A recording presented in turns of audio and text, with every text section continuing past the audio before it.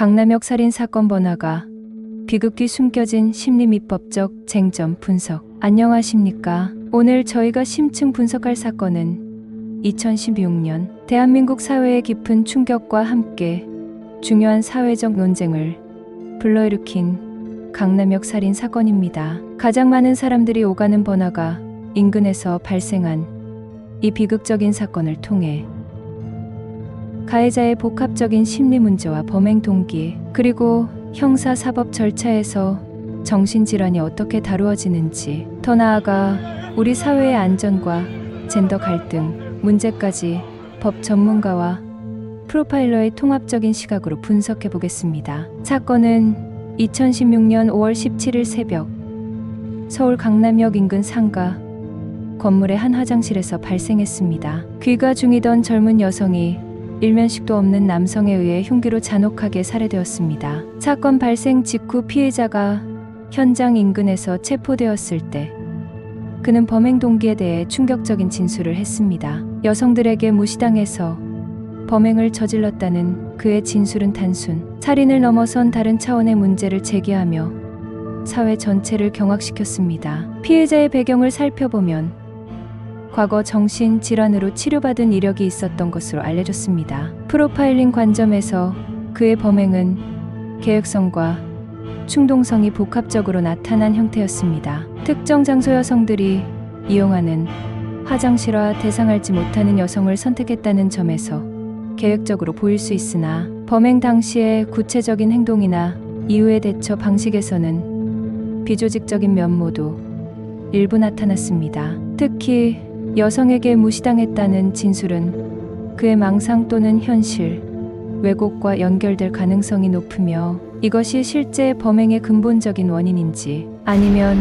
다른 심리적 문제나 정신질환의 발현과 결합된 것인지에 대한 분석이 필요합니다. 그의 범행은 극심한 편집증이나 망상장애가 사회적 불만과 결합되었을 때 얼마나 위험한 결과를 초래할 수 있는지를 보여주는 사례라 할 수 있습니다. 이 사건은 법적으로도 복잡한 쟁점을 포함하고 있었습니다. 핵심은 피해자의 정신 상태와 형사 책임 능력이었습니다. 우리 형법은 심신미약이나 심신상실 상태에서의 행위에 대해 감경하거나 처벌하지 않도록 규정하고 있습니다. 재판 과정에서는 피해자에 대한 정신 감정 결과가 제출되었고, 이를 바탕으로 피해자가 범행 당시 자신의 행위의 옳고 그름을 판단하거나 그에 따라 행동할 능력이 있었는지 심신미약 또는 심신상실 여부를 두고 검찰과 변호인 측의 치열한 법리 공방이 벌어졌습니다. 재판부는 피해자가 정신질환을 앓고 있었음은 인정했습니다. 하지만 그가 범행의 대상을 여성으로 정하고 구구와 장소를 선택하는 등 어느 정도의 계획성을 보였고 도주를 시도하는 등 범행 후의 행동 역시 온전한 판단 능력이 완전히 상실된 상태는 아니라고 판단했습니다. 결과적으로 법원은 피해자의 심신미약을 인정했지만 심신상실까지는 아니라고 보아 형사 책임 능력이 완전히 없다고는 판단하지 않았습니다. 이러한 법원의 판단은 피해자의 죄책을 일정 부분 인정하면서도 정신질환이 범행에 미친 영향을 고려한 결과였습니다. 1심에서 징역 30년이 선고되었고 항소심과 대법원에서도 같은 형량이 확정되었습니다. 강남역 살인 사건은 단순히 한 명의 정신질환자가 저지른 비극적인 살인 사건으로만 치부되지 않았습니다. 피해자의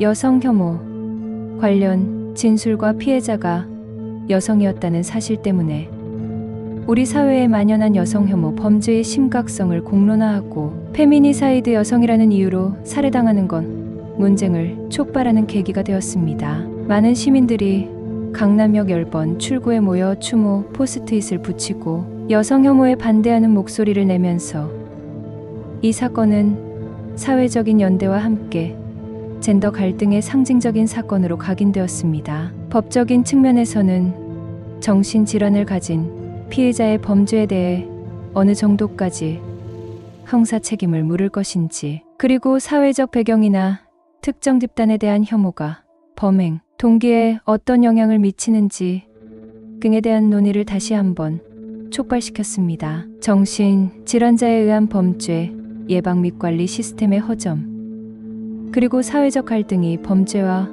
어떻게 연결될 수 있는지에 대한 법적, 제도적 차원의 고민이 필요함을 보여준 사건입니다. 결론적으로 강남역 살인 사건은 한 개인의 비극적인 심리 문제가 끔찍한 범죄로 이어진 사건임과 동시에 우리 사회의 이면에 숨겨진 갈등과 안전 시스템의 취약점을 드러낸 상징적인 사건입니다. 프로파일링을 통해 범인의 복잡한 내면을 이해하려 노력하고 법적인 판단 과정을 통해 그의 책임 범위를 명확히 하는 것은 이러한 비극을 반복하지 않기 위한 중요한 과정입니다. 우리는 이 사건을 기억하며 정신건강 문제에 대한 사회적 지원 확대, 젠더 갈등 해소를 위한 노력, 그리고 모든 시민이 안전하게 살아갈 수 있는 사회를 만들기 위한 논의를 멈추지 않아야 할 것입니다.